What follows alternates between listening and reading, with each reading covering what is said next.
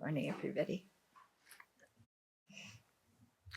Okay, so we're going to carry on with talking about living an open-hearted life from the book with that title, written by Russell Kolts. He's a psychology professor at Eastern Washington University, and me. So we're going to be doing, I think 2 chapters today, 46 and 47. They're both quite short, but they're both very interesting. Before we start, let's take a couple of minutes, come back to our breath, let the mind settle, and generate our motivation. Then we'll have the talk and some time for Q&A.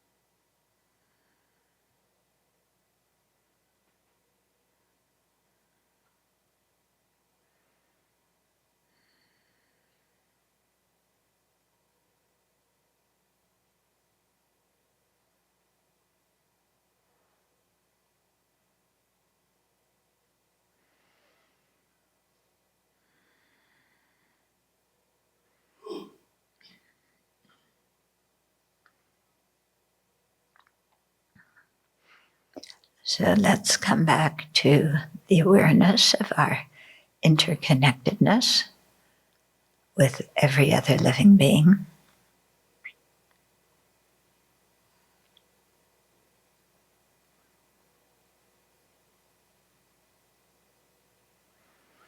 Even if some beings live in different realms, in different environments or places in the universe, still we exist in relationship to them.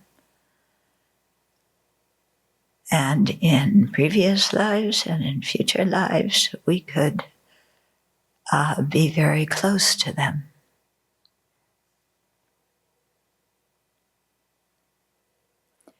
So with this kind of view, we don't see any living being as inconsequential or as a stranger.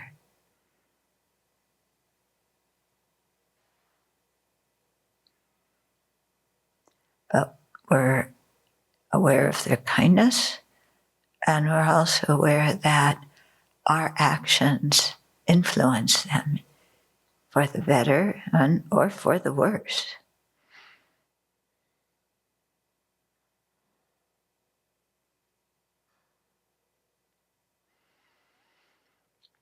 When we spend a long time contemplating their kindness, automatically the wish to repay it arises in our mind. That brings forth love and compassion.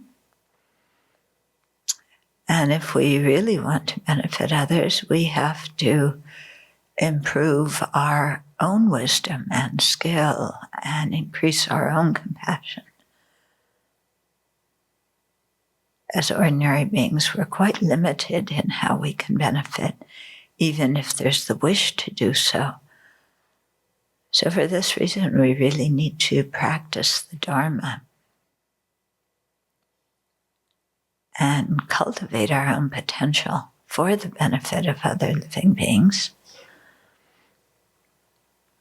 And as a result, have our final goal be achieving the purposes of ourself and the purposes of others by becoming fully awakened Buddhists. So what we're doing this morning is one drop in that bucket. And one drop matters.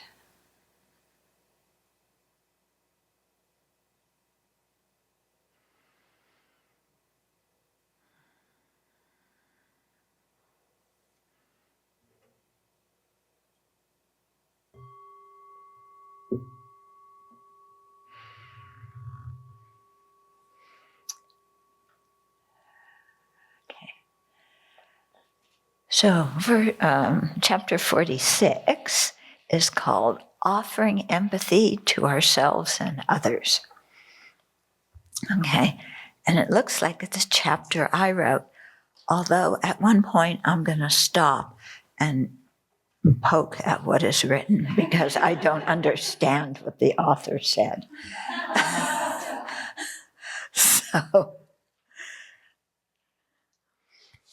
So empathy is crucial in cultivating compassion and in forming and maintaining compassionate connections with other people.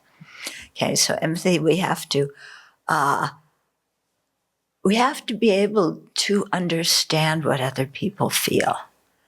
Yeah, and not just understand it, but understand how what they feel makes sense to them in their context, with their worldview, with their background. So whether we agree with that context or conclusion, we can have some understanding of how that person arrived there. And we start off from that basis of acceptance, that that's how they think and feel right now. Yeah. And then with that as a basis, we can start maybe moving forward. Yeah. Instead of greeting them with, why in the heck do you believe that? That's dumb. You know, that's not going to facilitate communication. And yet we often start conversations out like that. We're pretty dumb, aren't we? In addition, offering ourselves empathy is very effective in calming and reassuring ourselves when we feel afraid or apprehensive. In this case, offering ourselves empathy means to give ourselves understanding and comfort. Okay, in other words, instead of looking outside and expecting other people to fulfill our needs for confidence or encouragement or comfort, we're able to look inside and give those qualities to ourselves. You know? In other words, we learn how to calm ourselves by seeing things in a realistic way. So having empathy or giving ourselves empathy or having love or compassion for ourselves has nothing to do with pampering ourselves. Okay? It's not, oh, poor me, those people mistreated me. I empathize with you so much. You're right, and all those people are miserable to you. No, that's not empathy. That's just sitting in a pity party. Okay, which doesn't really get us anywhere. You know pity parties? Yeah. Yeah, some of us are expert in pity parties. Okay, so let's say, here's an example of offering empathy to ourselves, a supposed example. Let's say we are planning a project together with a colleague, but we have different ways to go about accomplishing it. Our colleague listens to what we say, but doesn't respond to our suggestions. Instead, she strongly urges us to follow her ideas. We give ourselves empathy by reflecting, I feel frustrated because I desire fairness. Now, this is where I want to stop and ask the person who wrote this, you know, because I wonder if Russell snuck something in when I wasn't looking. Yeah, this sounds like a Russell phrase. Okay, because how is somebody having a different idea than I have a lack of fairness? Can anybody explain to me what this author meant? Because I don't understand it. Yeah? Uh-huh. It's like she wanted airtime for her idea and was just overlooked. She didn't get that space. So that's not fair. Well, what's not fair about it? There's not equal amounts of time given to everyone's opinion. So we have to have a time watch. A stopwatch, I mean. Yeah? But the way it's written, it wasn't written like it's because they don't have equal time. It sounds like it's because they have a different opinion. Yeah? So this definitely could have been written better. Yeah? Because people, I mean, what's wrong with people having another opinion?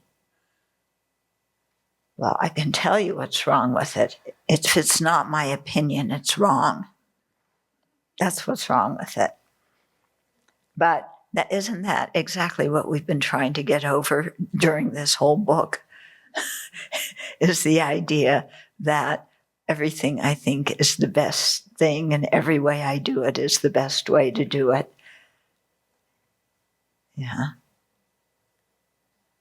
So yeah, if there's unequal airtime, maybe that's unfair. But this isn't clear in here. Okay. So we give empathy by reflecting.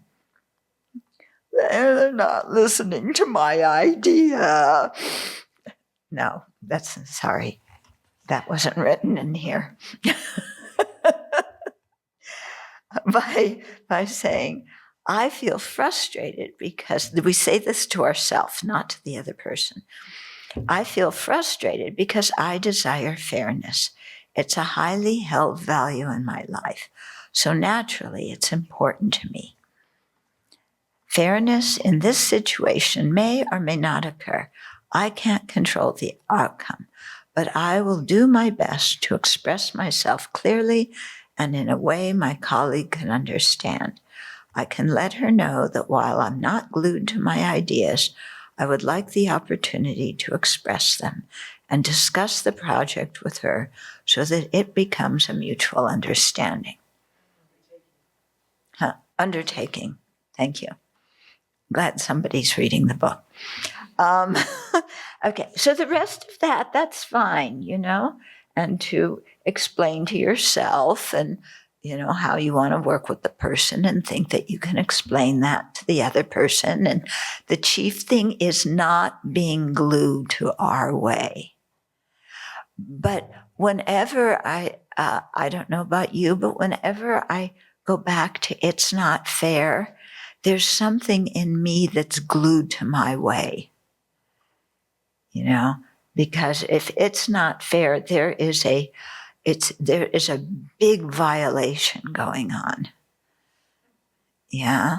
And for me, somebody having a different opinion is not really a big violation. It's life. Isn't it?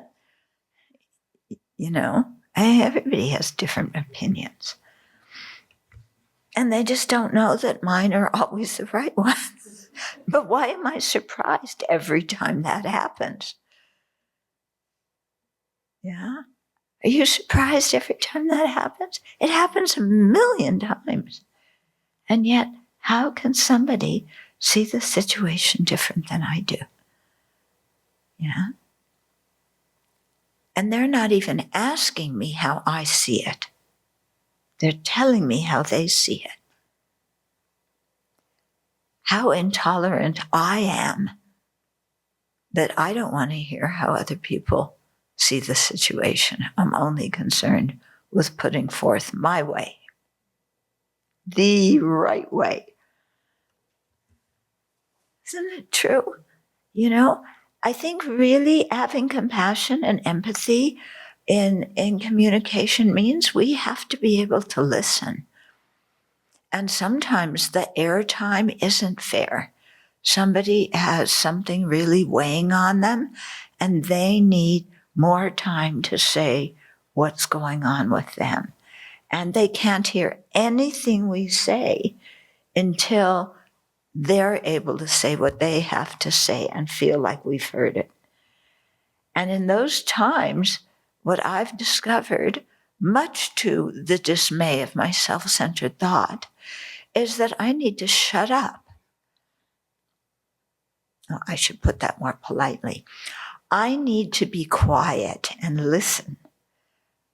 But it comes to the same thing. I need to tell myself, shut up, Chodron. You know, this person has something that they need to talk about, and you need to listen to it. And you'll get your own airtime later. Yeah. Have you ever been in a situation where you felt like you really had to say something that was important to you and the other person kept interrupting you and giving their ideas? How do you feel when that happens?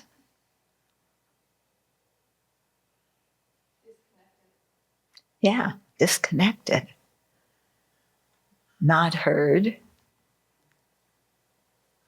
Okay.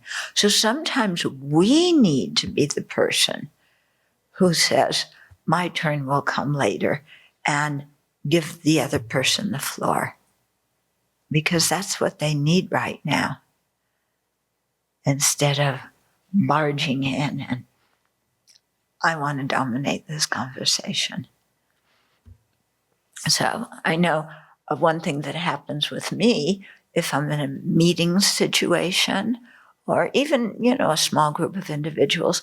If somebody says something that I think is completely, that it's wrong, I feel like at that very moment I have to interrupt and correct them. Because if I don't, their idea, their opinion might get everybody else's approval. And if that happens, the world is going to be destroyed. Yeah? So I've got to jump in and stop the destruction of the world and let people know that that idea is wrong. Yeah. Even if we're discussing how many cans of tomato sauce to put in spaghetti sauce. Yeah. If they don't have the right number of cans, and if they don't add a little bit of honey to make sure that the tomato sauce isn't too acidic, and they don't want to hear my ideas, then we're really in big trouble. So I better interrupt and tell them they're wrong. Okay. Empathy for them, out the window. Empathy for me, what in the world is that? Yeah, bull in a china shop, I volunteer. Okay. Anybody else have that problem? No. Okay, in addition to empathy, we can extend compassion to ourselves. I don't want myself to suffer, so I accept my frustration and need for fairness without judging myself for having them. I also don't want my colleague to suffer, so I acknowledge that she has feelings and needs as well, even though I don't know exactly what they are at this moment. Why don't I know? Because I haven't shut up and listened. But I don't say that to myself when I'm giving myself empathy. We remind ourselves that everyone equally wants happiness, not suffering, and that we shouldn't see planning this project with our colleague in a narrow way, such that if her ideas prevail, she wins and I lose. That I agree with. When we see every difference of opinion as a contest of who wins and who loses. Yeah, that really gets us into a very, very tight mental space where we easily feel threatened, we easily feel put down and disregarded. But it's not that that is coming from the situation.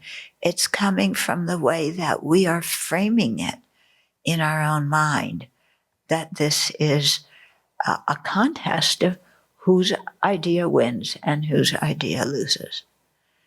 Instead of, there's a bunch of ideas here, and we can work together to figure out what's going to work best for us and work on it together and build on each other's ideas. And I don't know about you, but the thing I find most rewarding is when I can have an exchange with somebody and really build on their ideas and my ideas. Yeah. Instead of it being a contest. Yeah. So I really dislike, and it happens sometimes here, when people say to me, "What do you want?" Yeah, as if I'm a dictator and I can, whatever I say goes, and nobody's going to move unless I say something. I don't think that's very healthy. And I also, it's not healthy for the community. And also, it puts me in a very strange place. What do you want? Well, sometimes I don't know what I want. I know I have an opinion factory that operates 25/8, but there are some topics that my opinion factory hasn't gotten around to forming opinions on. And if you ask me for an opinion on that, I often don't know. Okay. I remember when we moved here back in 2003, and we were just moving in, and so people had silverware and they were putting it in the drawers in the kitchen, and they were coming to me, "Which drawer do you want the silverware in?" Yeah, in the little dividers, do you want the forks on the left or on the right? Yeah. Where do the napkins go? Do you put the big spoons and the small spoons in the same thing, or do you want them in different? I really don't have opinions on that at 8:00 in the morning on the first day when I'm moving into someplace. Yeah, just put them somewhere for now. And after a while, if I don't like it, I'll move it. Yeah.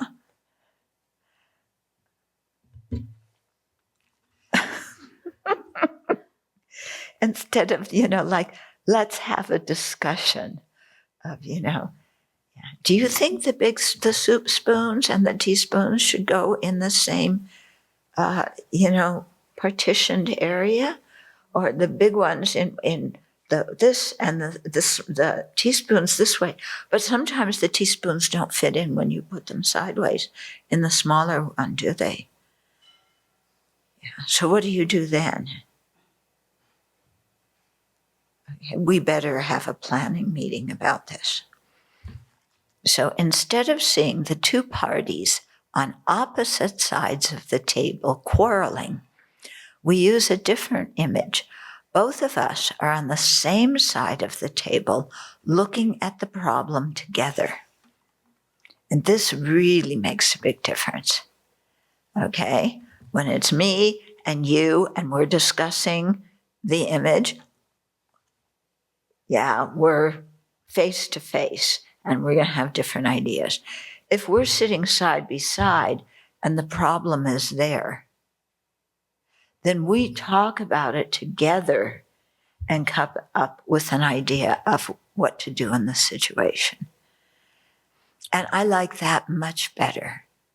Yeah, and I think you come up with much better results when you do that. We suggest this new image to our colleague. When initially she may not see the situation that way, we can continue to emphasize the points we hold in common and respectfully restrain ourselves from reacting in ways that may cause her to feel uncomfortable. Like telling her, "You're closed-minded, and why don't you be quiet and listen to my idea?" Yeah, nothing like an accusation, telling somebody about a quality you think they have. Yeah, real good way to promote friendship. Okay, offering her empathy and compassion will help her to consider this new image of us working together to solve the problem. Yeah.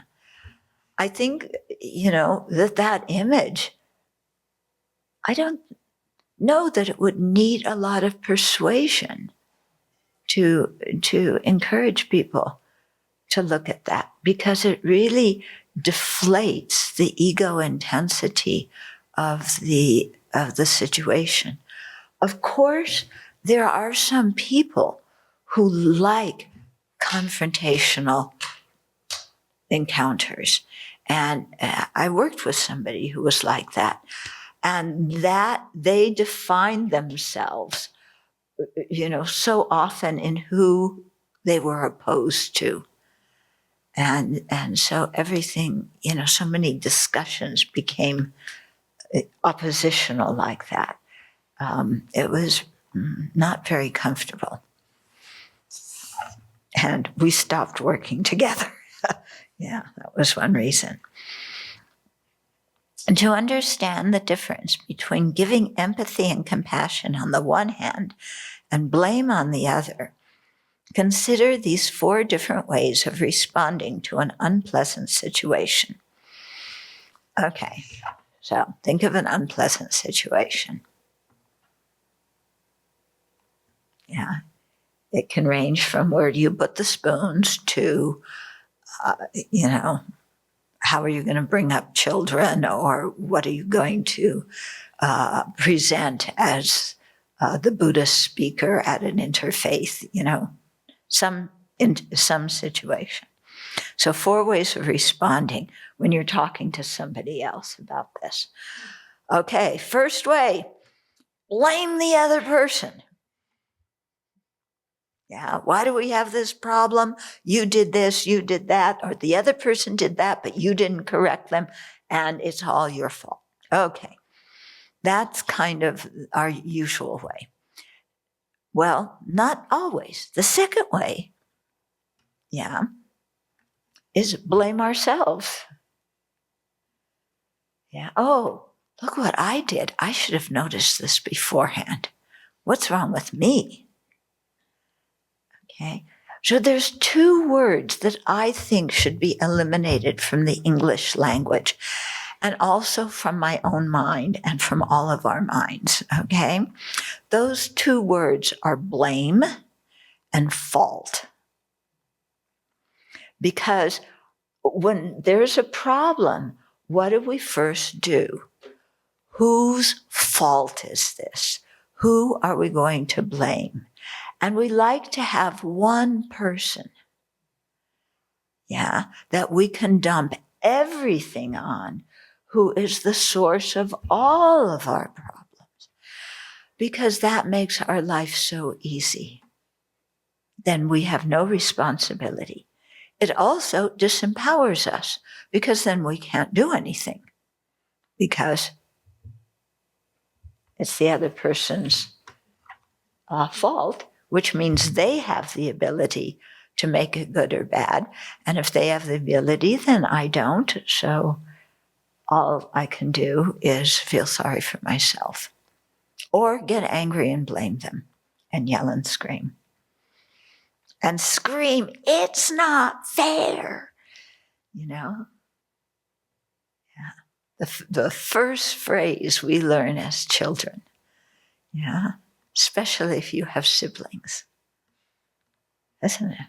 First thing, it's not fair. When I was that age, you didn't let me do this. My brother's that age now. You let him do it. It's not fair. God, how did parents endure that? I don't know how my parents put up with that. Yeah. Well, sometimes they didn't. And I won't tell you what happened then. Okay, you can imagine. Okay, so those two, blame the other person, blame ourselves. Third one, offer empathy and compassion to the other person. Okay, so difficult situation, yeah, offer them some empathy and compassion. Hear them out, try and understand them. Or offer empathy and compassion to ourselves, yeah, which doesn't mean telling ourselves we're right and isn't the world unfair because this other person isn't listening to us. That's not empathy for ourselves. That, again, is self-pity. Okay, for example, Carl asked his friend John to help him do a home maintenance project on Saturday. Okay, so John agreed, but an hour before the appointed time on Saturday, he called Carl and apologized, explaining he had another commitment that day that he had forgotten all about, but he could still come the following Saturday to help. This happens all the time, doesn't it? Yeah, somebody says they're going to help you with something, and then at the last minute they call and they can't come for whatever reason. So Carl was now stuck. He had already removed the old shower stall from the bathroom, and without John's help, he could not install the new one. Uh-oh. Since this was the only shower in his home, it put him in a stinky situation. In the first option, Carl blames John. What do you mean you have another appointment? You told me you would come. You should remember your appointments and not make commitments you can't keep. Now, because of you, I won't be able to take a shower for a week. Okay, so imagine what kind of response,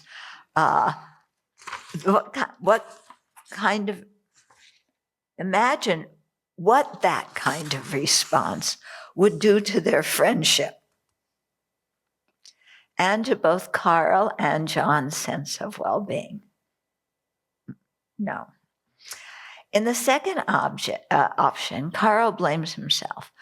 I don't know what's wrong with me. All my friends desert me when I need them. It's my fault for trusting John in the first place. Why am I so gullible? This response adversely affects Carl's self-esteem as well as his friendship with John. Okay, so that one doesn't work very well either. With the third option, Carl gives John some empathy and compassion. You're my friend, and I know you're a person with integrity. I imagine you feel disappointed because you would like to keep your commitments, and in this case, you aren't able to. Wow, isn't that nice? Yeah? Could you imagine being John and somebody saying that to you when you just blew it? Somebody being really, understanding, and not only understanding, but saying, you're my friend and I know you have integrity, praising you. Okay. So here Carl is focusing on John's feelings and needs. Carl sees that he isn't the only one adversely affected by John's forgetfulness. Yeah, because John probably does feel bad. He's letting his friend down. With the fourth option, Carl gives himself empathy and compassion. So saying to himself, yes, this is inconvenient, but it's really not the end of the world. disaster. I feel disappointed because I need reliability, but I'll be creative and figure out what to do. I know his inability to come today is a simple oversight, and he'll be here next week. Yeah? So you see, it's a way of talking to oneself that's much more in line with reality, giving the other person some space. Yeah, acknowledging that in general they are reliable, acknowledging that, you can devise something and, there's certainly somebody else that might be able to help you put the new shower in, on short notice. And, and even if you can't, you take sponge bath. It's okay. Yeah, you don't need to, go ballistic over this kind of thing. Okay? So here Carl avoids projecting false motivations and meaning onto John's inability to come and accepts the situation, maintaining the friendship and approaching the problem with a sense of creativity. So it's a good outcome, isn't it? Yeah? He's not blaming himself, so he maintains his own self-esteem. He's maintaining the friendship. He's maintaining his regard for the other person's good qualities. He knows the situation will work out, and he knows that he's a creative person who can come up with alternatives. So that's really a win-win, isn't it? So it's strange, isn't it, that we so often go to the lose-lose of blaming the other person, where we hurt their feelings, we are mad ourselves, and think that the situation can never get remedied and the friendship is broken. Yeah, it's strange, isn't it? I don't know if it's just because we copy what we see, in the other people around us who talk like this, or if we just have a lot of habit of speaking like this that we even bring with us from previous lives. Yeah.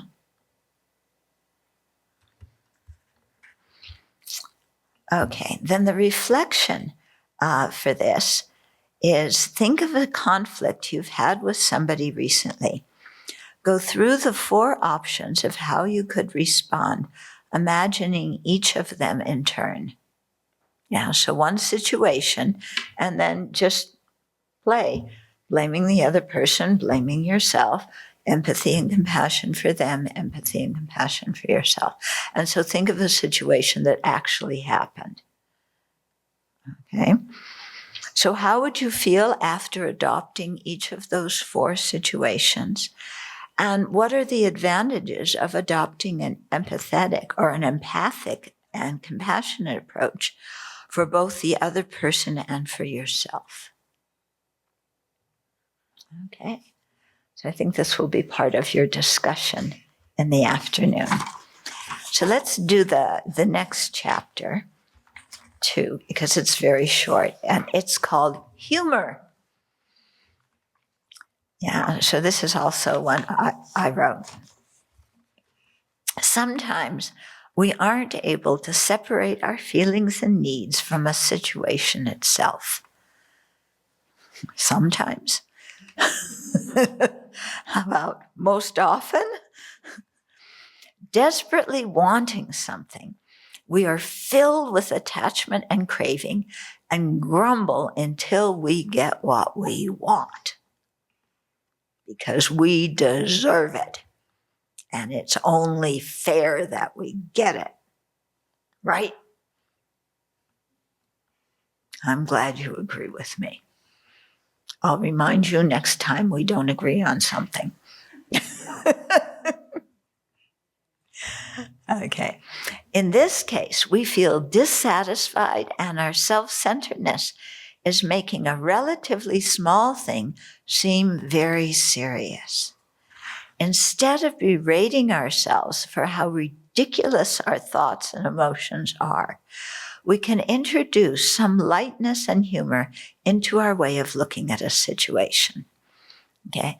And if you look, again, I don't know about you, but with me, many of the things that I just get angry and irritated about are teeny tiny things that I will not remember next week, let alone next year. But at this moment, I am irritated about that. Okay? And when you can stop yourself and say, look at, the universe is so huge and the dukkha of samsara is so humongous. And here I am focused on my shoelaces breaking. Yeah? And the shoelace broke now, and I don't know where they store the other shoelaces. I don't know if Venerable Yeshe put them somewhere before she left, or who's in charge of storing the shoelaces. Oh, her. Okay, now I have to go ask Venerable Kunga where the shoelaces are. Last time I asked her where the toothbrushes are, it didn't go very well. Let's see, how am I going to do this? And I spend some time trying to think, maybe I should offer her some chocolate and then go ask. Or maybe I should make 3 prostrations, bend down and put my palms together and ask where the shoelaces are. Or maybe I should just go ruffle through everything in the storage room and risk her wrath afterwards because I made a mess and didn't clean it up. This is a big problem. Okay, so when these kind of things happen, this is where I feel humor is so important. Because you look at this huge problem and then you make fun of yourself. Yeah, you make fun of yourself. How silly I am that I take this insignificant thing of my shoelace breaking and not knowing where the new shoelaces are and make it into this incredible, huge thing, even going so far as to say, I think she hid them.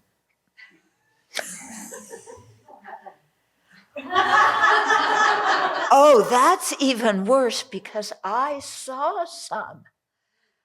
Yeah, people sent some of those new kind of shoelaces that are stretchy ones. They sent more than one packet. I know we have them.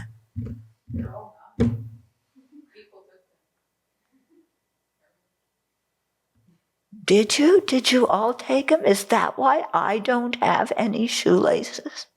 Who took them? 1, 2, 3, 4.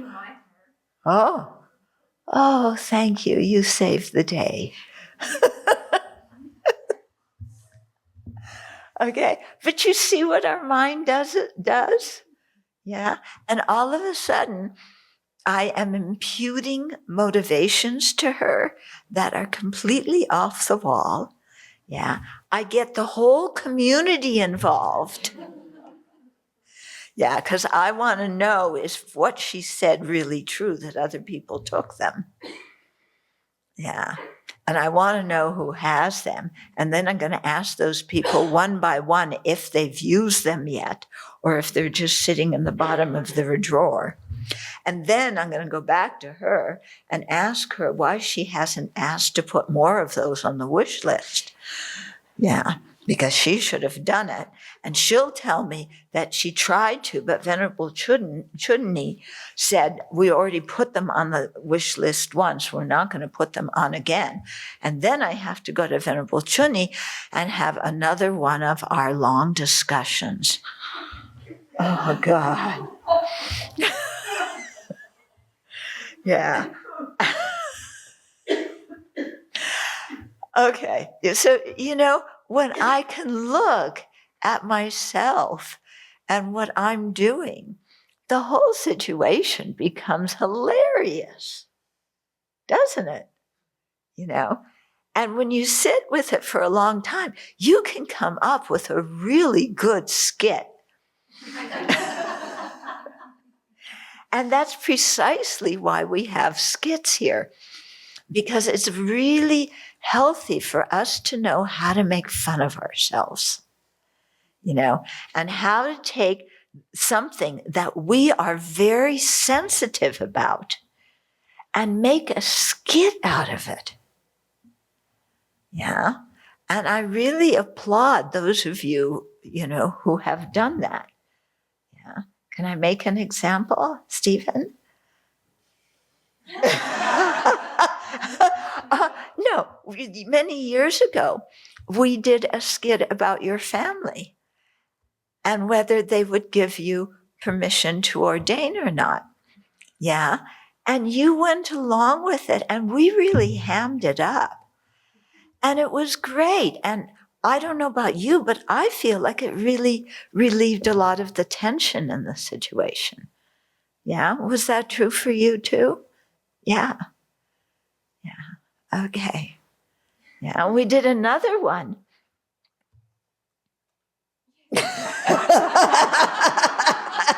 You knew. Yeah. Yeah. What were you? You were the mother, and your daughter wanted to ordain? Was No, that? I was the daughter. You were the daughter. And are you speaking about the one in Spanish? She's done a few versions. Yeah, there's been a few. No, because there was one where you were the mother, I think.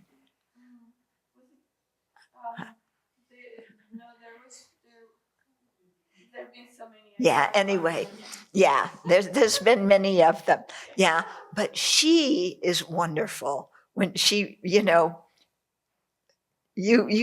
play, in my memory, playing the mother, it was fantastic. And part of it was in Spanish. Yeah. And you were pulling your hair out. Look what my daughter's doing, and on and on and on. That was Cynthia. Cynthia was the mother. I was the child. I was the one that was ordaining.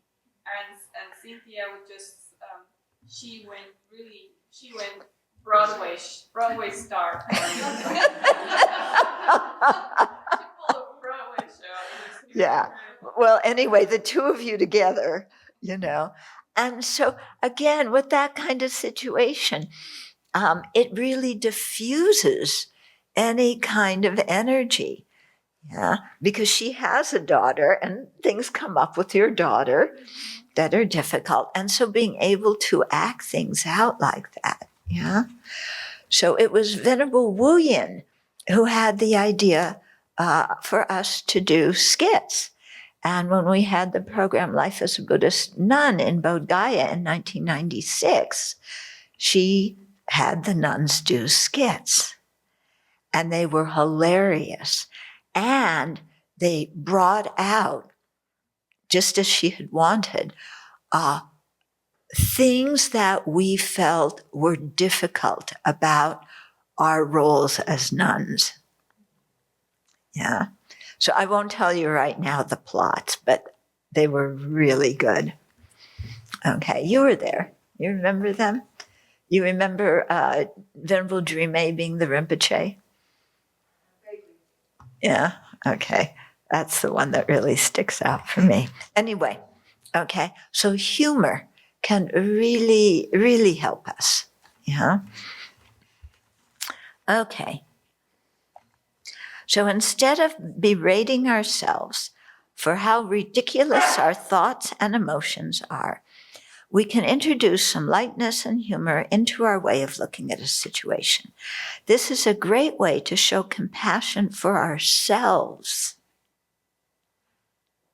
Yeah, humor is a good way to help ourselves through difficulties and to gain perspective on the situation's actual gravity and realize that it's really not such a huge thing. Okay, for example, Bill recognized that his self-centered mind craved the acknowledgement and appreciation that he believed he deserved but was not getting from those around him. Anybody else resonate with this? Rather than criticizing himself for being so self-centered, he imagined the following exaggerated scene. His boss, parents, colleagues, and friends surrounded him, clapping, cheering, throwing confetti, and exclaiming the praises of all of his abilities. Yeah? Yeah. They took out a gold crown and bending on their knees, anointed him their king. He imagined basking in the glory, his gloating, self-centered mind being totally satisfied. Okay. Then he naturally started to laugh at the absurdity of the image and his desire for acknowledgement. Okay? So this just, you imagine these absurd things and then you laugh at yourself. So I'll reveal one time when I did it. So I was in retreat. Yeah, this was many years ago. Long time ago. So I was in retreat and I was sitting there meditating. And I was recovering from Italy. So my meditations were mostly about anger. And a little bit about the antidote to anger.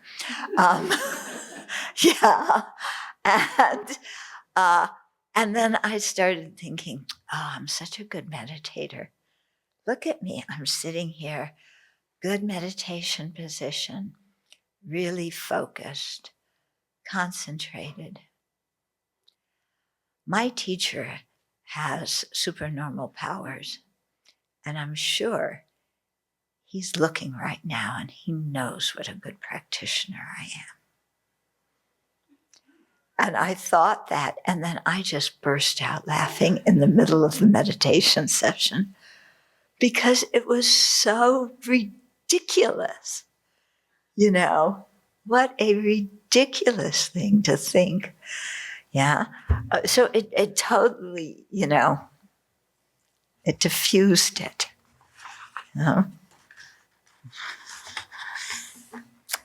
Okay. So humor, you didn't laugh at that.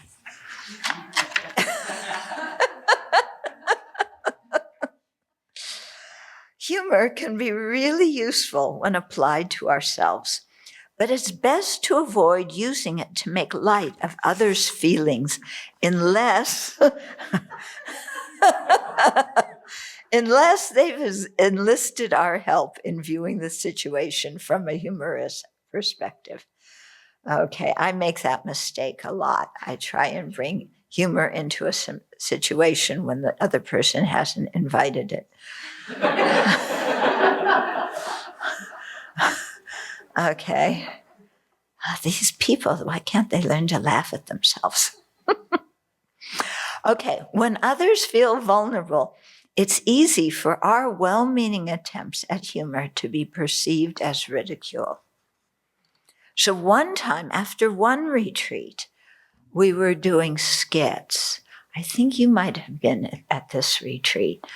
And the woman who was working in the office when we started doing the skits, they were really funny. But one skit was about going to the person in the office and, you're in retreat and you complain because your shoelaces broke and because this is wrong and that's.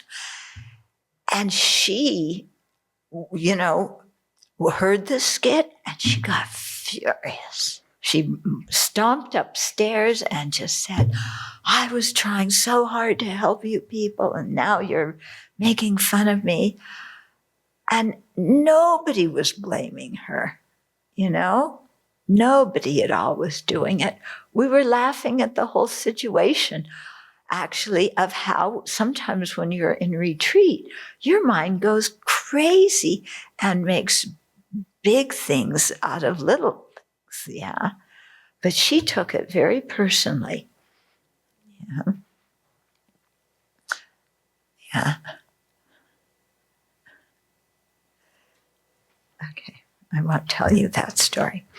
Okay, so here's the reflection. Recall a situation in which you really wanted somebody to feel and behave a certain way towards you, but they were feeling and acting the opposite way. Okay, ham it up and exaggerate the situation.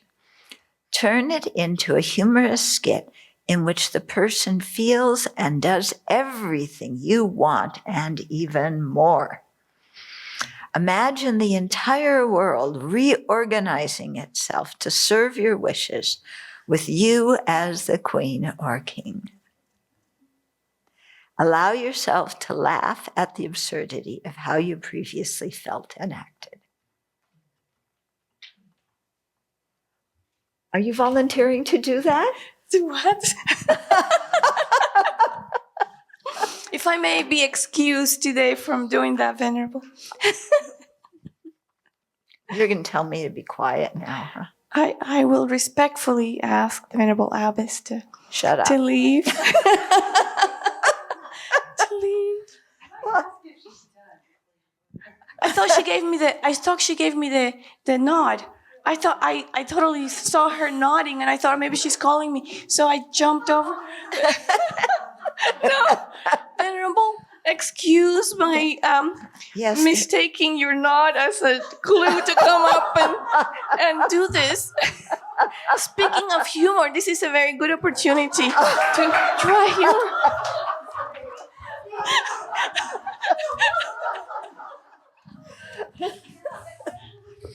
I know, Venerable, that you are my friend and that you would never really tell me to be quiet. Because you know that I never say anything that is totally unnecessary, and I never talk too long. And I know that you know this.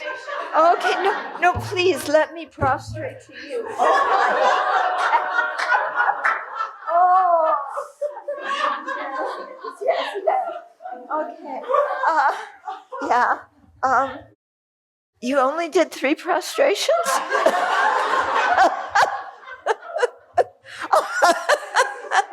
Come on, stop making a scene. Okay, so I guess we better stop for lunch.